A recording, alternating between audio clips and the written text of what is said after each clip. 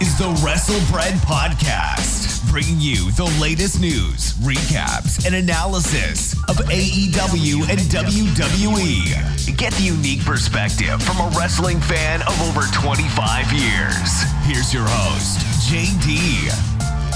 What's going on, guys? This is Jaydee, and this is episode 148 of the Wrestlebread Podcast.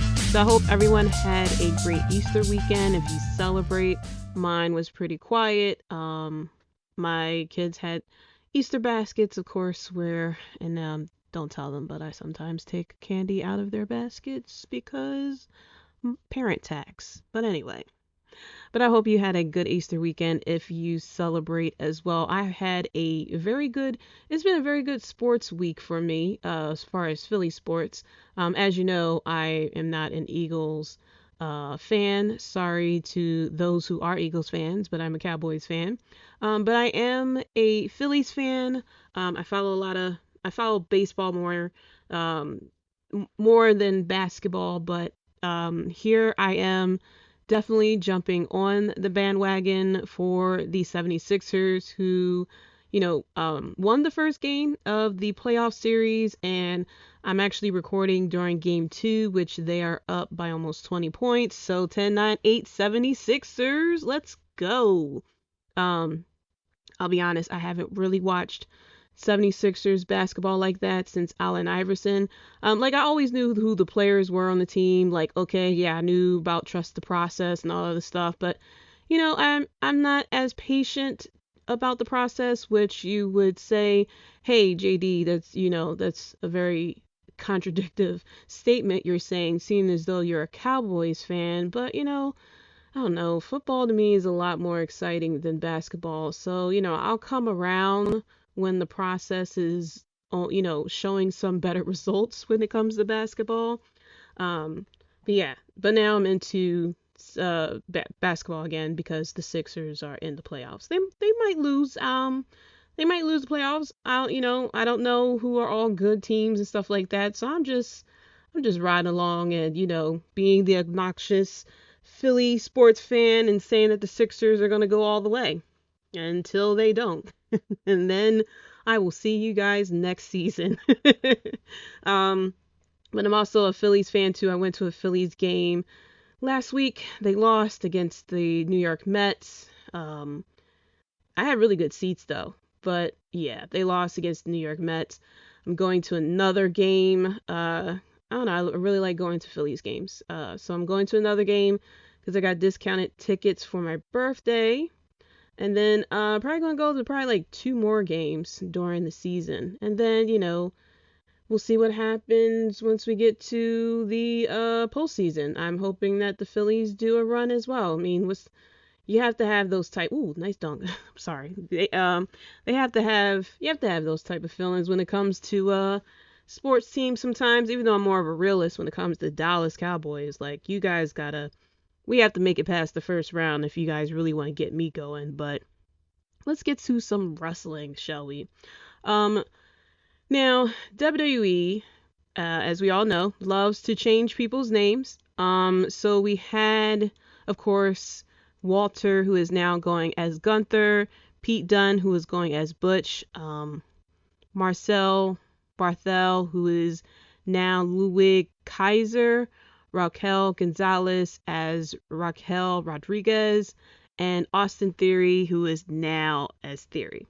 There are more people whose names have been changed in NXT, and the reason why their names have been changed, of course, Vince McMahon recently decided he doesn't want newer talent to have any part of their real names or names that they establish in the indies. Of course, with AEW and all of the Andrades and Aleister Black turning into Malachi Black and Ruby Soho turning into Ruby Riott. They want to be able to trademark the names and be able to say, hey, this is who you are in WWE, so that if you were to go anywhere else, people won't recognize the name, which, I'm not surprised by it. I mean, WWE wants your blood and your firstborn at certain times. They definitely want your Twitch channel and your Cameo money at a certain point. And what I found out recently, which is an old old news, but I found out once again that they still own the name John Cena, and apparently gets a portion of his money. I don't know if they still get a portion of his movies. I mean, this was said back when he was doing movies for them, but yeah, they still have trademark on his name, and apparently. I don't know how he feels about it now. I didn't really look into to see if there's any additional interviews or anything about his stance with them still having the trademark to his name. But yeah, I'm not surprised that they're changing the names. As far as I'm concerned, if you're able to get yourself over, and especially to the point where the fans will know who you are, because with Amber Moon, she's going around under her indie name Athena, I believe, still. So if you're good, it really doesn't matter what the name is, but it's just some name changes are, it really doesn't help. Like Butch. I know people are like, well, Jaydee, there are names that was worse than in WWE, which I know, like I know that there were crazy names in the Attitude Era. However, I don't really see them saying "and new Universal Champion Butch." Like that's not really something that I can hear being said. I would love to be proven wrong, but I really don't. I really don't. I really don't see it. And okay, you could say, all right, let it play out until I see what they're doing with Butch, who is now turning into a little chihuahua, like damn near a member of the Little Rascals, attacking, everyone. Now, when he was backstage and he jumped over the table and attacked Xavier Woods on SmackDown, that I was laughing at that. That was pretty funny. However, him sitting on the top turnbuckle with his arms crossed like a 5-year-old who was told that you cannot have candy after 8 o'clock, that is something completely different. And then there's names that, I guess they didn't want Raquel Gonzalez because Gonzalez is her actual name, but Raquel Gonzalez is a lot easier to say off the tongue than Raquel Rodriguez. Like me saying that Rodriguez after Raquel, like, there's certain syllables that don't really go together because of the way that you know what I'm trying to say. But now we have three more names actually of name changes. So Raul Mendoza in NXT is now Cruz del Toro, which it really sounds like a cartoon character to me. Kaylee Ray's name, and I love Kaylee Ray's name. She is now going as Alba Fire. And then Casey Cantizaro is now Katana Chance, which sounds like Mortal Kombat. But Alba Fire, I'm sorry, you're not going to unhear this once I say it, but it reminds me of Street Fighter, where they say Yoga Fire. And so Alba Fire, Yoga Fire, I'm hoping it's not actually fire, that maybe it's, I don't know, it's Fyre. It's pronounced fire, I'm sure of it. But yeah, now every time I hear her name, I'm thinking Yoga Fire. So there go your laugh of the episode. I know you're not going to unhear that as well. Speaking of NXT people, now another thing that I have an issue with, and I mentioned this when they changed Walter's names to Gunther. You want to change the name, fine. You change the name when they come in. But I really hate the fact that they're changing names with call-ups between NXT to the main roster, or from NXT UK to NXT, stuff like that, because you're essentially wiping away the history of that person. Unless they sit there and mention that Gunther was, in NXT UK, and mention his long title reign, like the average fan who doesn't know who Gunther is and goes to look him up, they're not going to, there'll be some websites that will make that reference. But if you look it up on WWE.com, I don't think that it mentions the UK information. Now, I may be wrong. It might actually be on there, and I'll be completely sorry for it. But I highly doubt it, because they tend to stick to the name. And then Austin Theory going now as Theory. I don't know if they I don't know if they took that away because, because of Austin, Stone Cold Steve Austin or something like that, or if his first name is actually Austin. They just decided to continue with Theory, but I don't know. I don't know.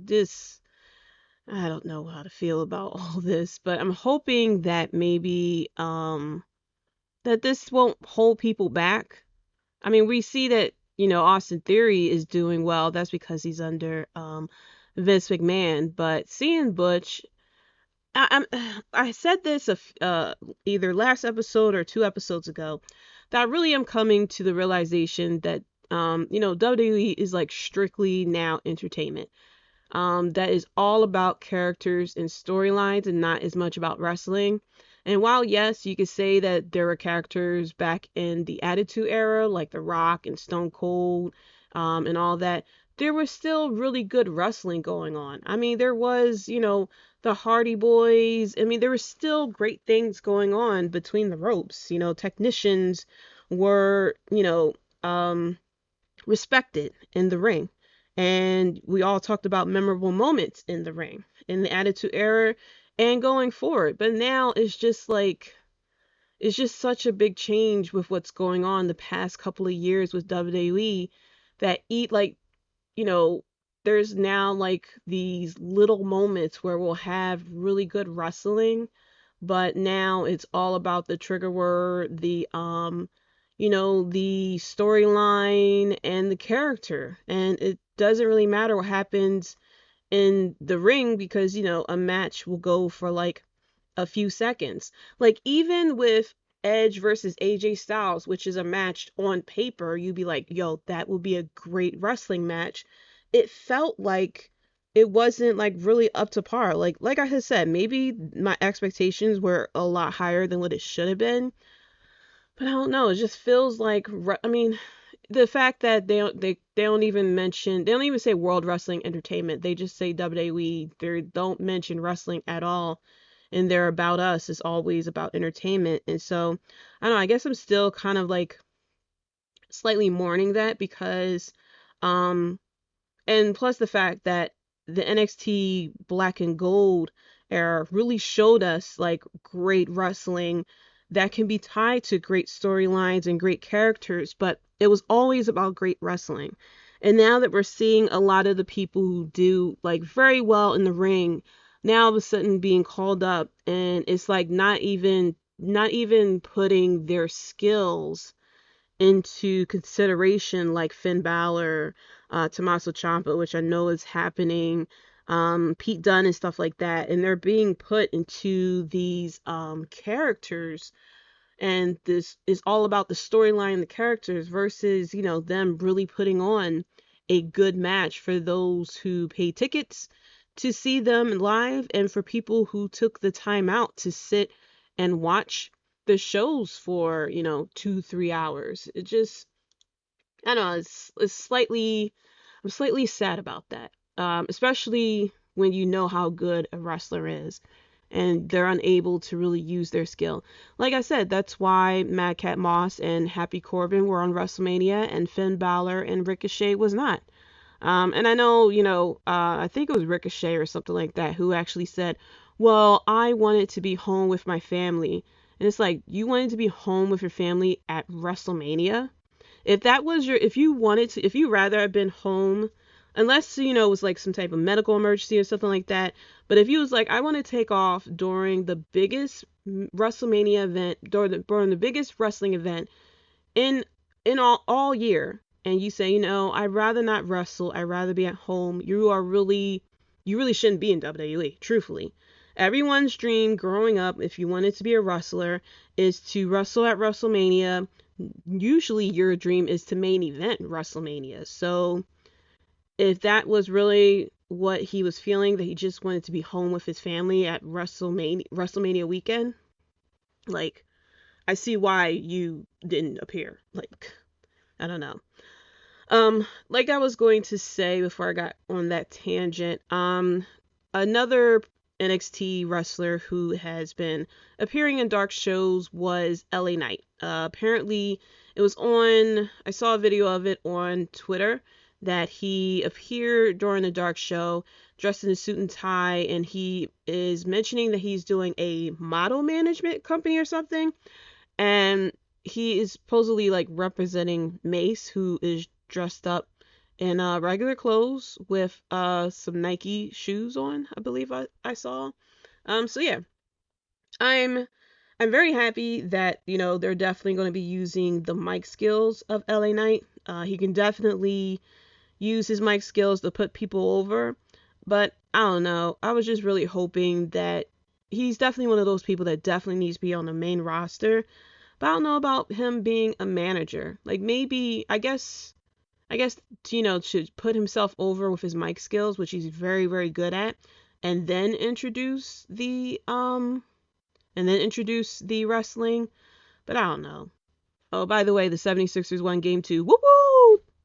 I'm not going to sing the song, but if you know the Sixers song, sing it in your heart with me.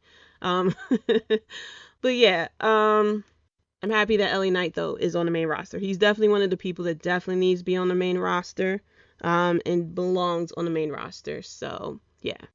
FTR will be going against Brian Pillman Jr. and Brock Anderson, who will be led by Arn Anderson at Big Time Wrestling in June. And FTR will be joined by Bret the Hitman Hart. So I'm very happy for FTR because obviously they were definitely right there on the spot when Bret Hart got attacked by that fan at the Hall of Fame.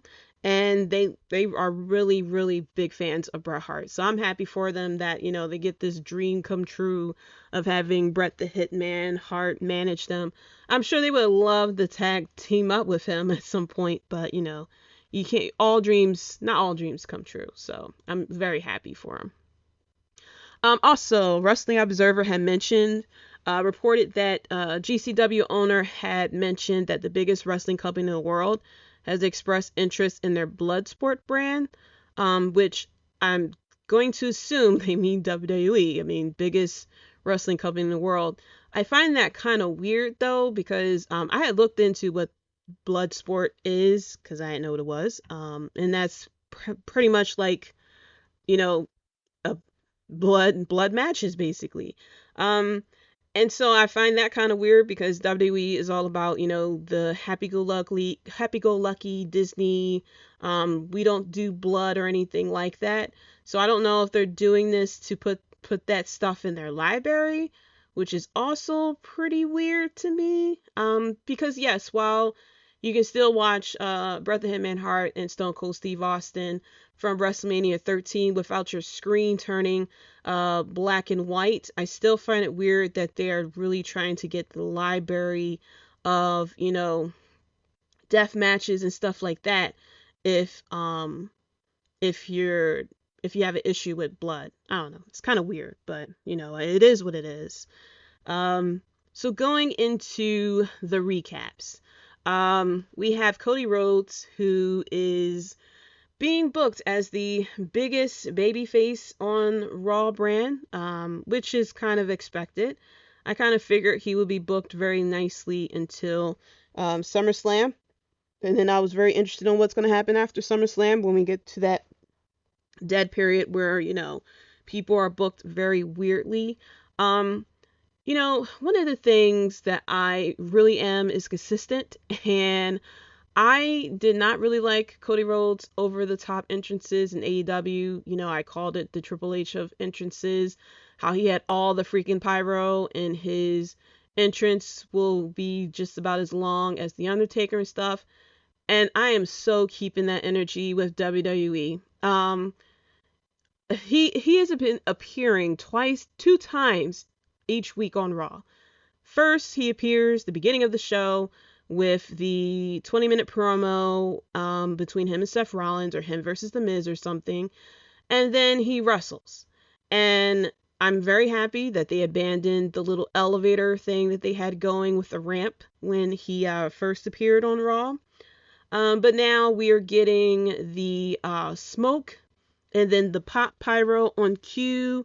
And then he comes down, he does the whoa, and then he gets the pyro there, and then he gets into the ring, he stands on the top rope, and then he gets more pyro. And I'm not understanding why does he have the biggest budget on entrances like he did in AEW? I'm very happy, like I said, that they took away the stupid elevator thing that he loves to do, like come out with everyone else. You're no longer EVP, so you don't really have executive decisions like that. But yeah, I can't take the over the top entrance, and he has more pyro than Roman Reigns, and Roman Reigns is champ. And if the Usos win the titles, then the bloodline will be champ. And Cody Rhodes has more pyro than the tribal chief.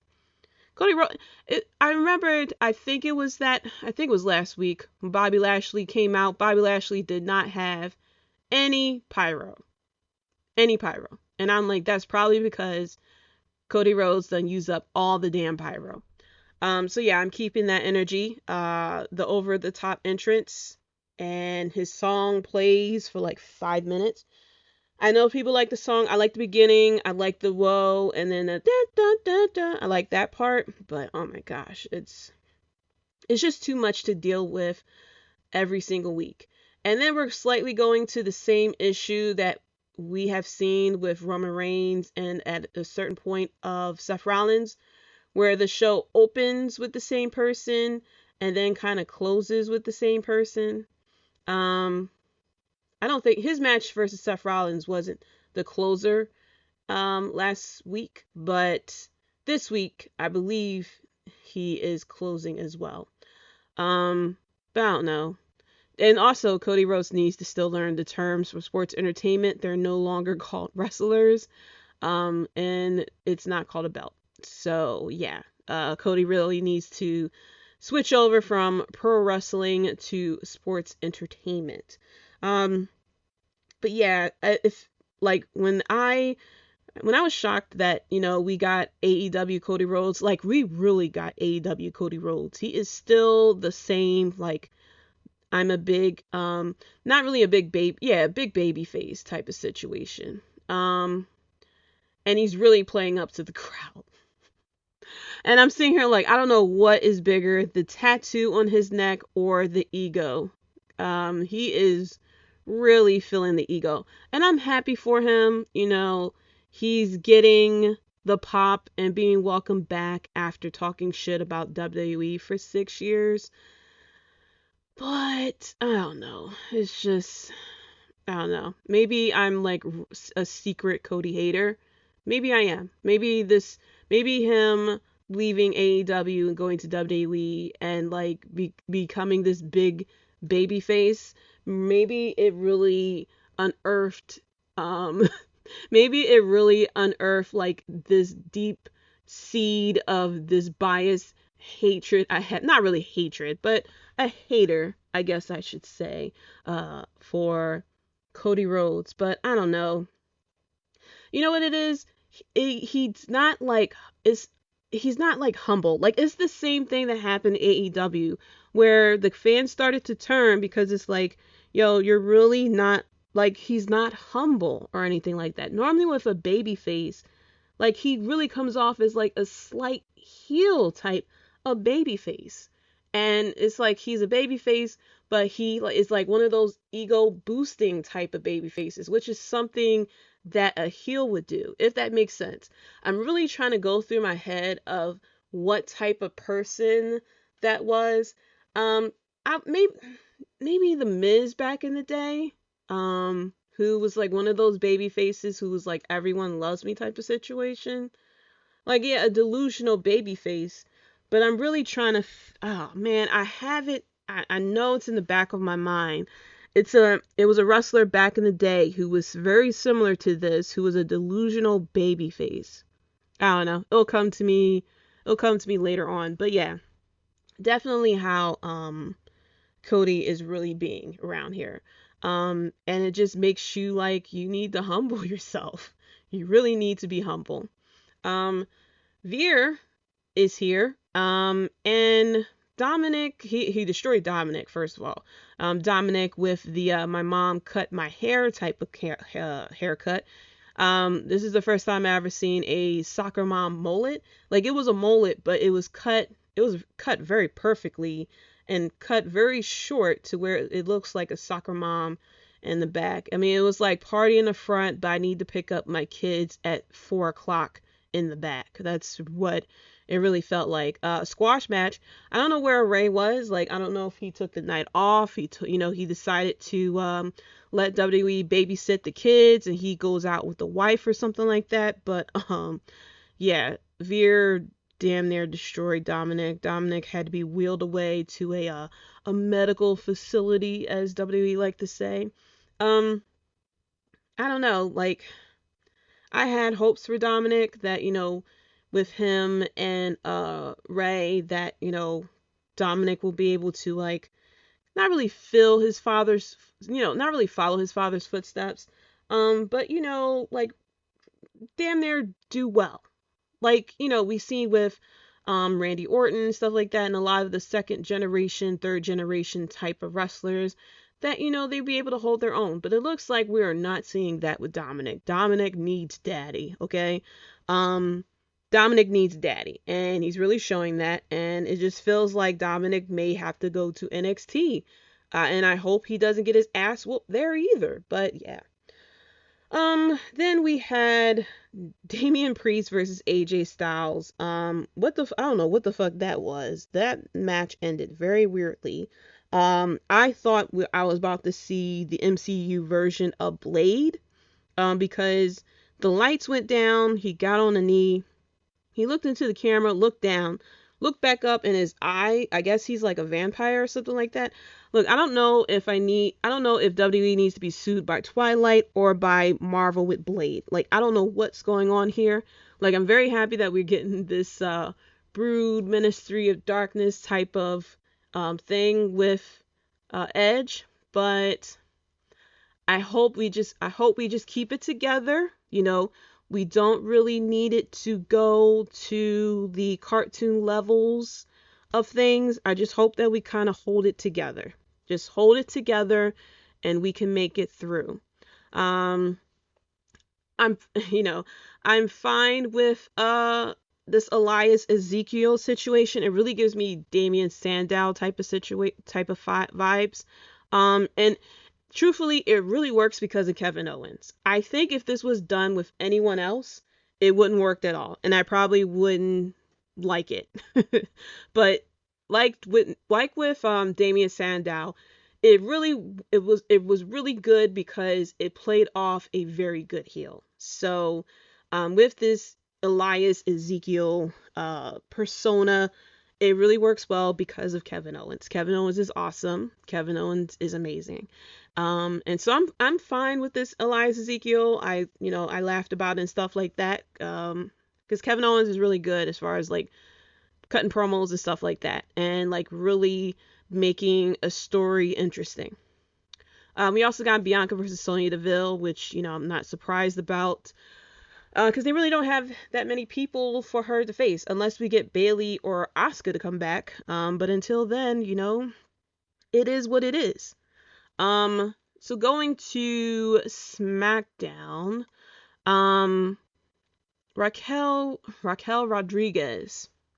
She was introduced and she was very nice and stuff like that. And then there was the backstage segment after the Lacey Evans vignette, and she is standing back there, and she's like really nice. Like, I know that they want to introduce her as a babyface. She works really well as a heel, truthfully. But I don't know. Sometimes with the women, when they try to introduce a new babyface, they really, I don't know, it gets like slightly annoying with these really like not the movie Clueless, but like Clueless, like I'm so nice and I'm pure and innocent type of vibes they give. And that's what I'm getting with Raquel Rodriguez. And I really shouldn't be getting that, because if you look at her, you see like she's a badass. They kind of did this with Roman Reigns, with this like sweet, nice baby face. I hope they don't do this underdog thing, because she's not an underdog. But I just really hope that, they kind of like do something else with her persona, but it looks like they're not going to, that she's just going to be this like overly nice, like sweet and innocent.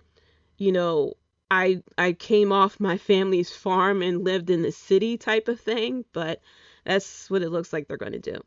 Also with Lacey Evans. So I'm very happy that they're bringing in her military background. I've said it plenty of times, for WWE to be this whole support the troops and salute to the troops and all this other stuff, and especially how much they played it up, the military with John Cena, that they actually have someone who went through the military, came from the Marines and stuff like that. And instead of doing something with that, they kind of like took her in this, the Southern Belle, and then the weird angle with Ric Flair. And now that she is back, they reintroduced her with the military background. My thing is, I don't know, like they're really talking about, Lacey's upbringing to really make her relatable and stuff like that. I don't get why they don't change her name, because she has a completely different persona. But she's talking about her upbringing and things like that, and how, she went through abuse and her dad was abusive, and mental health and stuff like that, and how they had to leave in the middle of the night to leave her dad. And now, recently it was part 2 of how her dad found them, and then all the the abuse that she went through as far as like punishments and stuff like that they did. And like, I don't know, I understand what they're trying to do. Like, they really want you to feel sorry for her and stuff like that. But I don't know if we really needed to bring that in to really like get her to connect with the fans.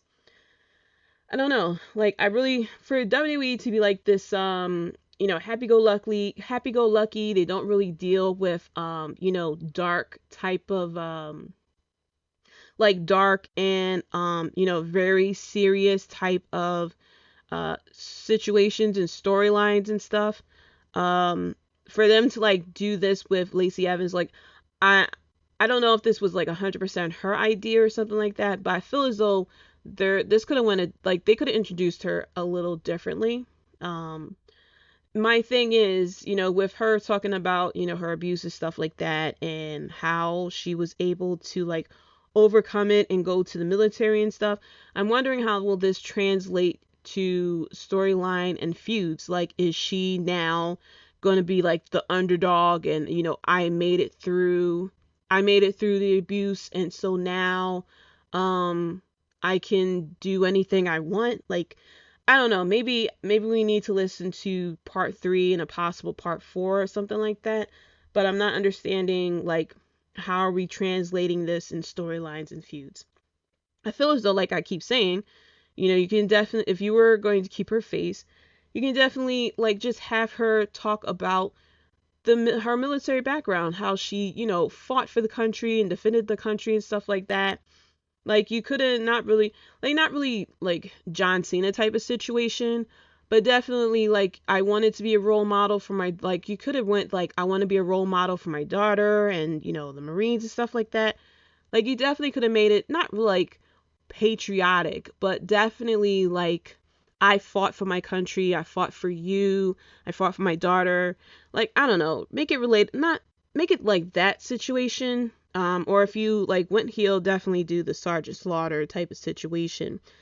But, and I can't even really say like maybe they want to go away from that, which don't make sense because you guys are using the abuse story to kind of put her over. So I don't know.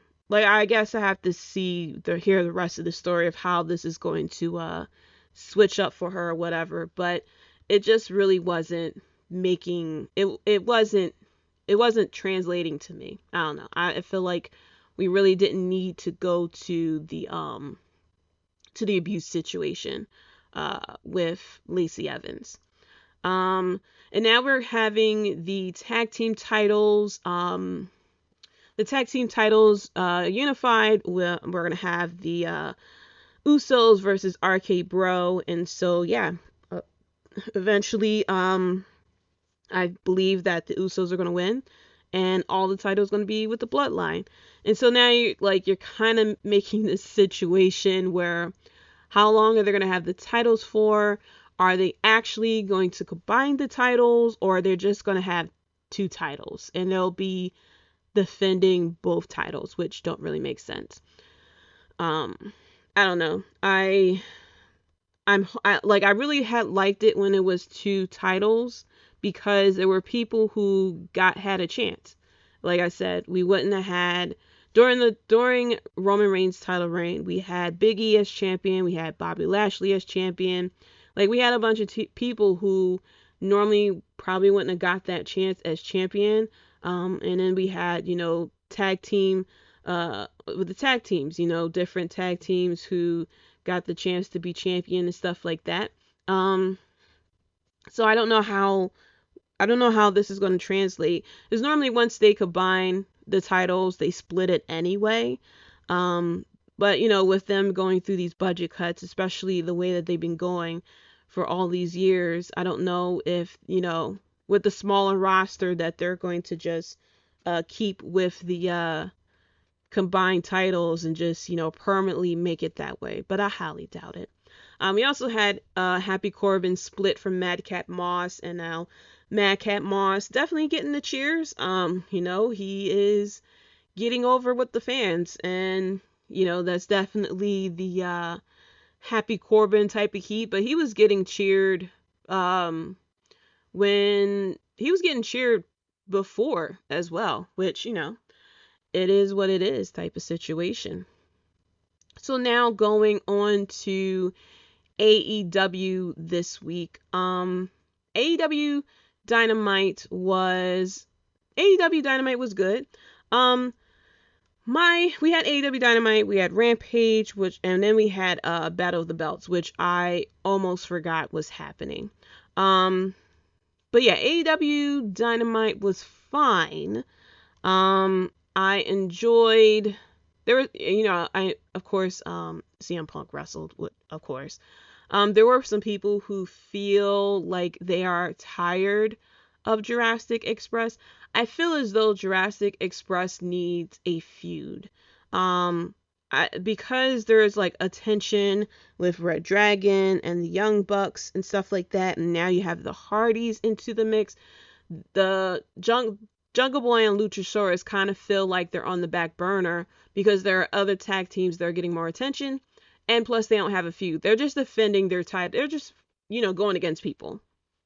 So it starts making their title reign kind of feel a bit lackluster, and then it makes them kind of feel a bit lackluster. And so, yeah, you might start feeling a bit bored with Jungle Boy and Luchasaurus because, they're just kind of there, So yeah, I feel bad for them because they're a pretty good tag team, but they don't really have a feud. It's basically like we're waiting to see who they're gonna drop the titles to, either Red Dragon or the Young Bucks. We also had the 6-man tag between Eddie Kingston and Santana Ortiz versus the Jericho Appreciation Society, which was fine. It is what it is. It's a were you sports entertained type of situation. I do appreciate Ortiz letting us know, like, he takes shoes, definitely giving me Boys in the Hood type of vibes, especially he wore them to the ring to, like, really fully commit to what was happening. The tag team match with Keith Lee and Swerve Strickland versus Team Taz, loved it. I love the fact that Ricky Starks got the crowd love, the hometown crowd cheering for him, the hometown hero, and you saw he started to get a bit emotional about it. I loved it. I love the fact that that he really got that opportunity, even though he was a heel, that he got the opportunity to feel like a hometown hero. And it's kind of the same thing that MJF had. Kind of go back, and I completely forgot to mention this with Drew Gulak. So I went to, I believe it was Extreme Rules or something else. I forgot what it was. and Drew Gulak was going to wrestle there. And I was happy because I'm like, oh man, he's going to be in front of the the Philly crowd. And I believe that was around the time where he was kind of like dressing up like Rocky as well. And I was like, oh man, they're going to introduce that he's from Philly and he's going to get the hometown love. And they didn't introduce him from Philly because he was a heel. And so, yeah, faces and heels, whatever, but at least give the person that hometown love. And I'm also very upset that he is an announcer. Like, I know, it is what it is, but I remembered him feuding with Brian, I'm about to say Brian Danielson versus I remember he was feuding with Daniel Bryan, and I was like so happy for him because it was a really good match, and I was hoping that they would team up and like get the tag team titles and stuff like that. I'm happy that he's in a WWE 2K22. They used him as kind of like the for the tutorial to kind of tell you how the game mechanics and stuff like that. But now he's the announcer, and he got beat up by Charlotte Flair. So yeah, I don't like it. I don't like that. And yes, I'm slightly counting down to when he either, I don't know, go to AEW or something to use his wrestling talent. He's a very good wrestling technician. Like if I don't know, well no, he doesn't have it anymore. But when he had his Twitch channel, it was pretty much like a wrestling school on his Twitch channel.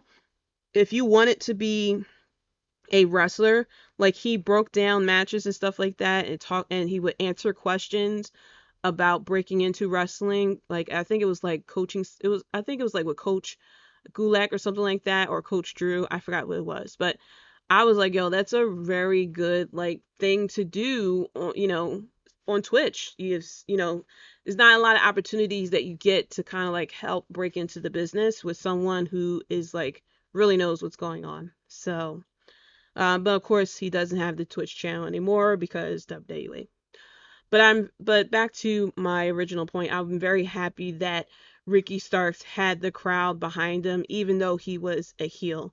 Like I said, it was a pretty good match.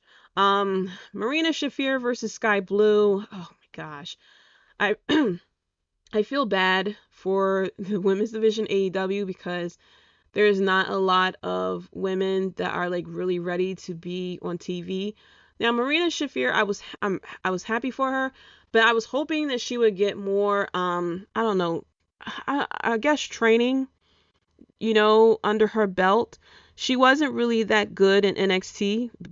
Being 100 with you, she wasn't that good at NXT. That's why we never got the 4 horsewomen versus the 4 horsewomen. Because Ronda and Shayna Baszler were ready, but Marina Shafir and Jessamine Duke were not ready at all.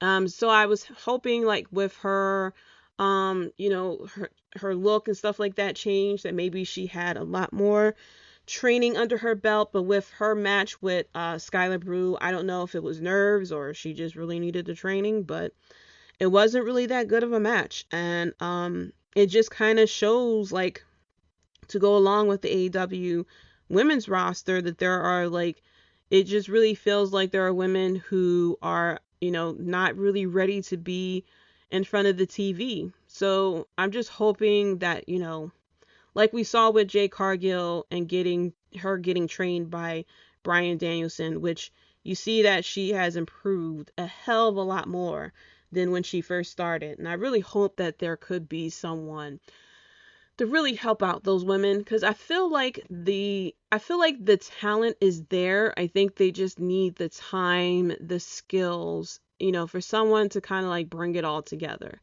Because, like I see with a lot of women's matches, kind of in general as well, that, it's not as smooth as the men's are. It's not like, the match isn't as flowy. That's a lot of I guess uncertainty with what the next move is. Like, I don't know if it's like they don't hear each other when they call the spots or something, or like there's no trust or something, but there's definitely something missing when it comes to these women's matches. And then of course we had Suzuki versus Samoa Joe, pro wrestling at its best. Them two, doing open hand chops for 2 hours, like I was blown away. I like that that entertained me more than a lot of Raw. So, which is crazy. I don't know. It's just like I really appreciate the differences between WWE and AEW, where I can be sports entertained by, Sami Zayn versus Johnny Knoxville, and then just like be in complete awe of two wrestlers doing open hand chops to where their chest is obviously bruised and is about to start bleeding. And I'm like in awe of the physical brutality of the match. Suzuki is crazy. Samoa Joe is fucking Samoa Joe. I really love the fact that he is, we're getting the Samoa Joe that we always wanted. I can't wait for him to get into like his real first feud, to where as though he's popping off the mouth like he used to. But yeah, this was a pretty good match. I'm surprised but not surprised that Samoa won the title. I was hoping that Suzuki would probably get a bit of a longer title reign, but I guess it is what it is. And then, we had Jay Lethal come out with Sanjay, I think his name was. And they mentioned how they had a gift for Samoa Joe and stuff like that. And then the lights go out, okay? And then I'm like, okay, who is this? Something big. And then this tall guy shows up, and I, in my Conor McGregor voice, says, who the fuck is this guy? Like, I know I'm not knowledgeable of of indie wrestlers like that. I can admit that. But the crowd didn't even pop for this guy. So I'm like, okay, this isn't anybody really memorable. Like maybe he came from Ring of Honor or something like that. But apparently he's a former NBA player, Satnam Singh.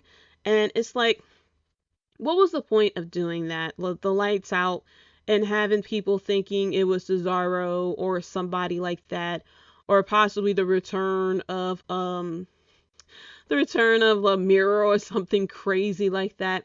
But I'm not understanding why do we have to do that? Like it really brought me back to the whole Sparkles at the end of that oh man, what is it called? At the end of the exploding ring death match or whatever, those exploding barbed wire match or whatever, and you made promises and then you don't deliver. Like when you have the lights go out, there is a promise of somebody big coming. That's why you bring out the lights. So when the lights come on, there's the surprise. I feel as though if you really want people to kind of react to this guy, you could have simply had, vignettes or something, or simply just say have Jay Lethal introduce, like, we have someone who came from wherever it is he came from, and he's tall and he's going to take you out.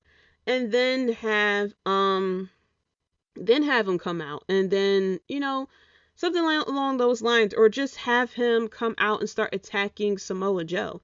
Like, I don't understand why we didn't have that. That would have made a lot more sense than really giving something more attention than what it really needed. So it made the match, it made Dynamite fall kind of flat for me. Not every person that comes into AEW really needs the extravagant, shocking debut, because there are some people that people just don't fucking know. Like, no one knew who the hell this guy was, and we had to have all three commentators explain who the hell this person is. So now going into Rampage. First of all, great match between Hangman Page and Adam Cole. I loved it. I'm fine with Hangman holding on to the title. I feel as though it's not really time for him to lose the title yet, but I am all for I'm all for him versus Adam Cole going against each other in this feud. I'm all for it. Now, there was a spot that people had issues with, and it was the spot where Hangman put the barbed wire on Cole's head, and it was like the crown of thorns and stuff like that, and people made connections to it as far, because it happened on Good Friday and stuff like that before Easter, and people had an issue with it. I understood why that was done, because then he did the dead eye onto the table, which Adam Cole would be landing on the head, quote unquote, so the barbed wire would have had a bigger effect, and it makes more sense because Hangman Page isn't landing on a bed of barbed wire himself.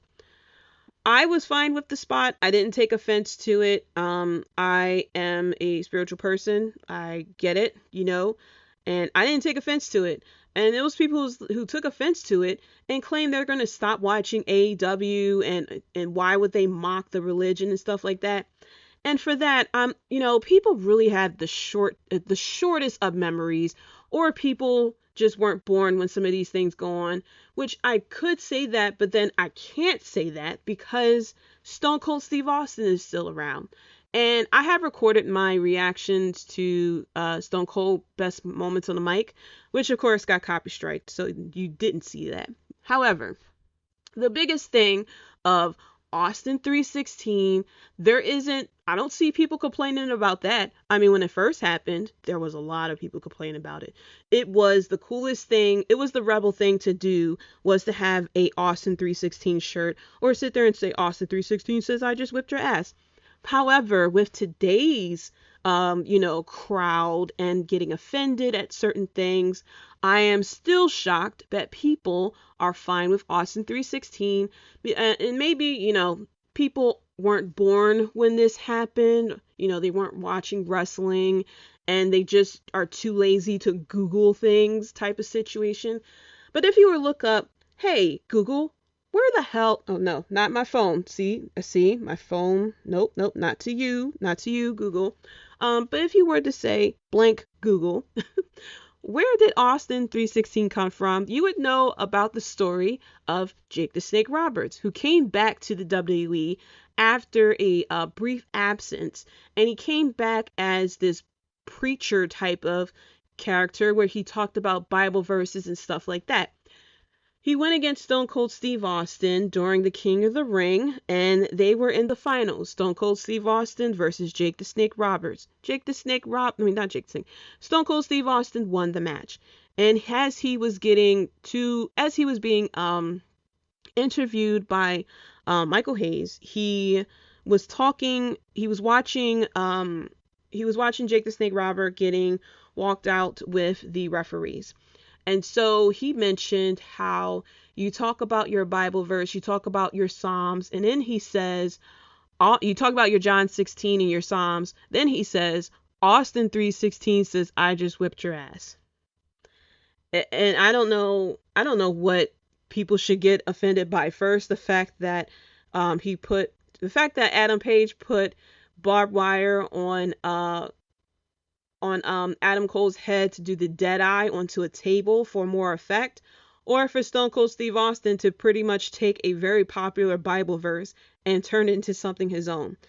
And if you're saying, hey Jaydee, that wasn't really that offensive, I'm fine, I'm still offended by what Adam Cole says. Well, then I would like for you to look up just a slight little match that happened in WWE. This match that happened in WWE, it was a slight storyline, stuff like that. And it had to do between the feud of Vince McMahon and Shawn Michaels. And we're not talking about Heartbreak Kid Shawn Michaels. We're talking about the reformed, the person who, became very religious and stuff like that. And Vince McMahon had a match with God. And you're saying, Jaydee, that didn't happen. I would like for you to refer to Google again. It happened. It was him versus God.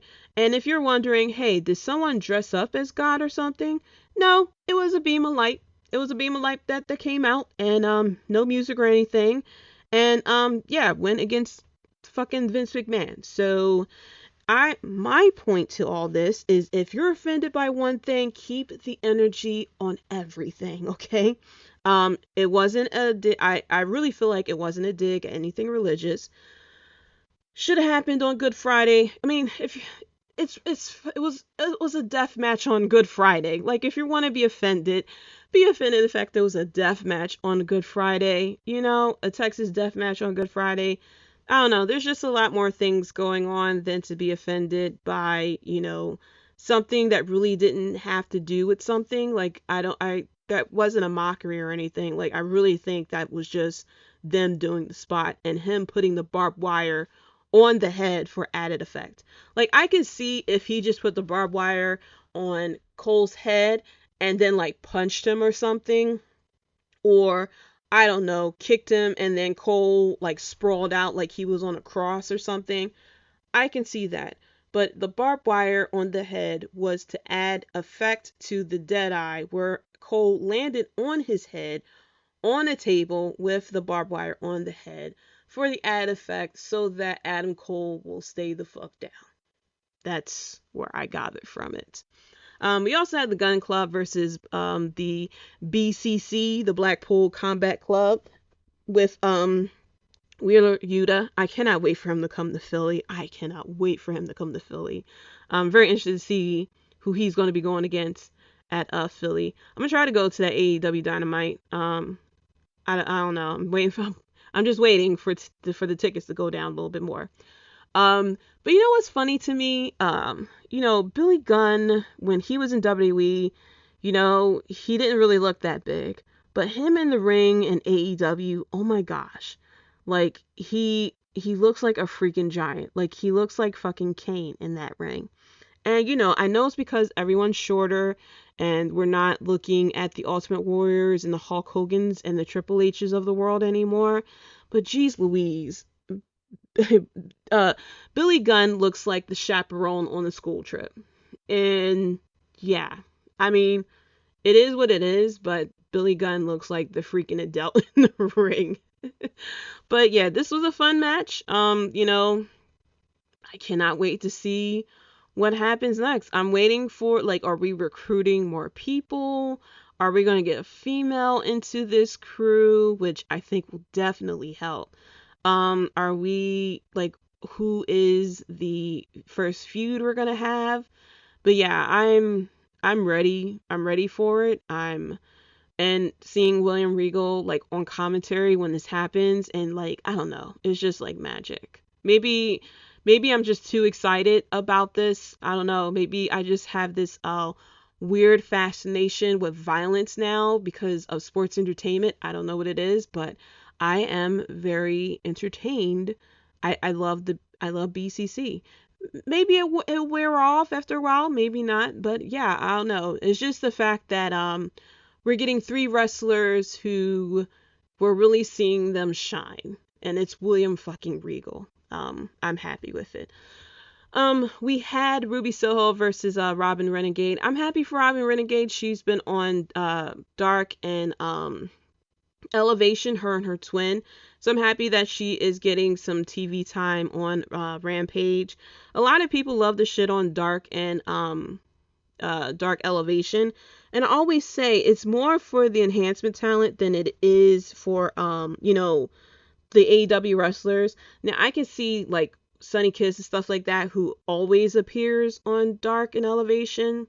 But they had Hangman Page go down there. They had Adam Cole. They had Jon Moxley go down there as well.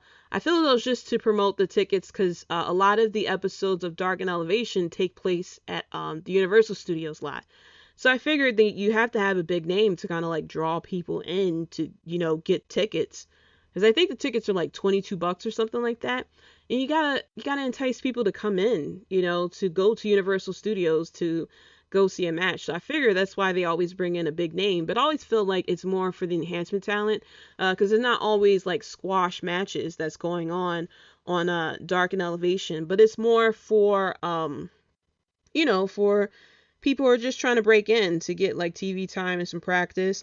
It could be a bit of a breather for the big name, try out moves or, kind of like get a get a break from something, especially if you're like in a feud like we've seen with Adam Cole when he was in a very long feud with Orange Cassidy.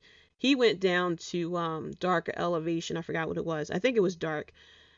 And, kind of get a bit of a break and, wrestle and, do something different. So I'm happy. Like I said, I'm happy for Robin Renegade and her twin sister. We saw a bit of the twin magic, even though it kind of didn't work. I don't know. But I'm happy for them. And we see that Ruby Soho won in the end. And I'm interested to see if we're going to see more of the twins. If we're going to see more of the twins on Dynamite or Rampage. But yeah, Rampage was actually a pretty good show. On to Battle of the Belts. I almost forgot this show was happening. I'm happy that I put a reminder for myself to tune in, because I definitely would have missed it. So starting out, we had Scorpio Sky versus Sami Guevara. We had Tay Conti ringside.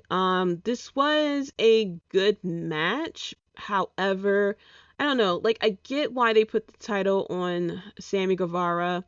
It's just that, I don't know. I get it, but I just wish that Scorpio's title run was a little better. That he had an actual feud going, and that, I don't know, it should have felt more important.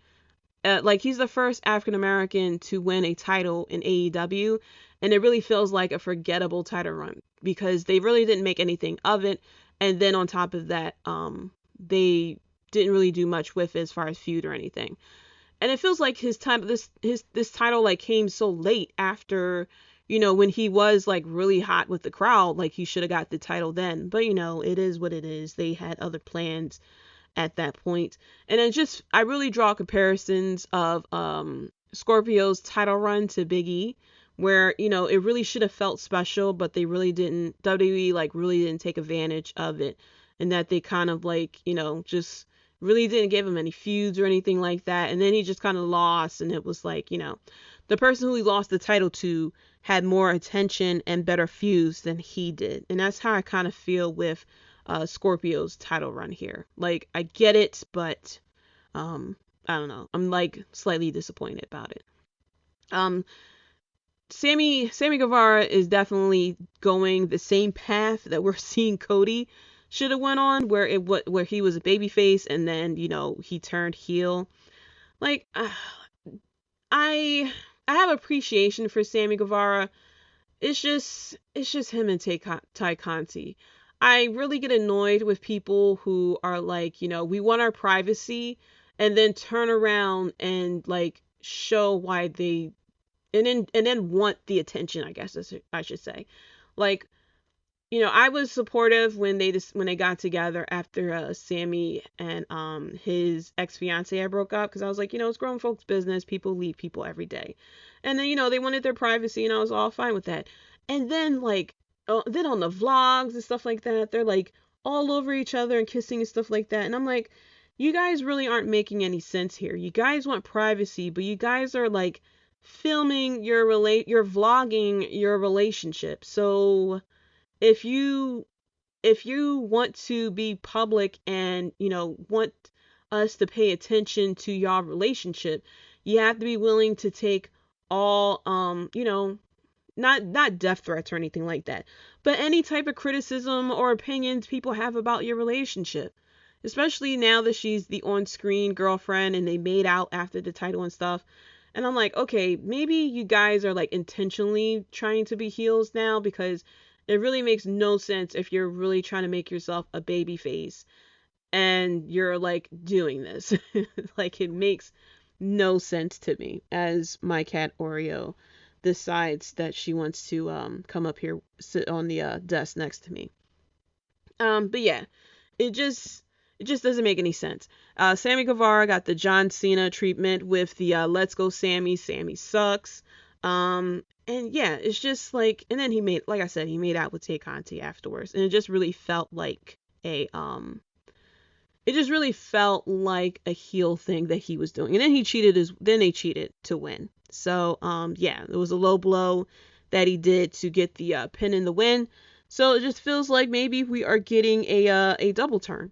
which, I'm fine with that.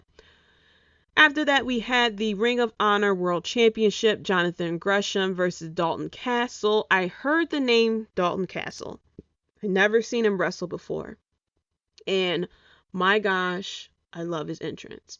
And you may say, Jaydee, you really kind of contradicted yourself because you hated Cody Rhodes over the top entrance, but you like Dalton Castle's entrance. Look, okay, I was fine with it. Wasn't too over the top. It was just extravagant. That's the best word to say. It was very extravagant. And then he had the I think they were called the Boys. It was two of them who kept running back and forth across the ring while he was wrestling, and that was like Damien Sandow vibes. Now this match, the Ring of Honor match, definitely felt a lot different from the AEW matches, which is a good thing and a bad thing. The bad thing was there's just certain things that happen in the match that, I would pop for if I was live there, but watching at home, I'm like, can we move on? Can we move on? Like when they were ducking each other's clothesline in the corner, I think it was, that was like, okay, can we get going? It like went on for way too long. And while the crowd was like, kind of getting into it, me sitting at home, I'm like, all right, like we get the point. And then there was when they were rolling around the ring, like I would pop for that in the if I was live. Like I hope that makes sense. Like there's things that you pop for with the live crowd, like with the indie crowds, like you pop for certain things, but when you're sitting at home, it's like, okay, can we like move on a little bit? But I'm fine with how it felt different from AEW's normal style. Of course, the shaking hands, the respect in the start of the match and the finish of the match. And a lot of the it's a lot more spotty, of course, with indie matches versus like telling stories in the ring, like you would get a lot of the matches you would see on TV. But I did enjoy this match, and it made me now I want to like watch more of Dalton Castle, and like I already knew of Jonathan Gresham, and I've seen a few matches of his before, but I'm like more intrigued, I guess I should say, to watch more. I wouldn't say watch more Ring of Honor matches, but I'm very interested to see what happens from here on with Ring of Honor. And then we get to the main event, Thunder Rosa versus Nyla Rose. I really like Nyla Rose. Like, if you don't follow her on Twitter, definitely follow her on Twitter. I actually follow her on Twitch, too. Sometimes I miss her Twitch streams. But she is hilarious on Twitter. She is absolutely hilarious on Twitter. And it's coming over onto the TV, like when the segment with Nyla Rose and a cake and I was about to say Ruby Soho, and Thunder Rosa had smashed the cake to Nyla Rose's face, and then Nyla Rose like she was like, surprise, bitch. She was like, I like cake anyway, bitch. No, she was like, guess what, bitch? I like cake anyway. And I like completely cracked up for that one. And I wish one day she gets the title back, because she is, I don't know, she's hilarious to me. Like really good, like a good gimmick she has going on, I should say. But I'm happy that it's Thunder Rosa's time. I don't know. I feel like she may not get a feud that will top Britt Baker. And I think that would be, because of the chemistry between her and Britt Baker.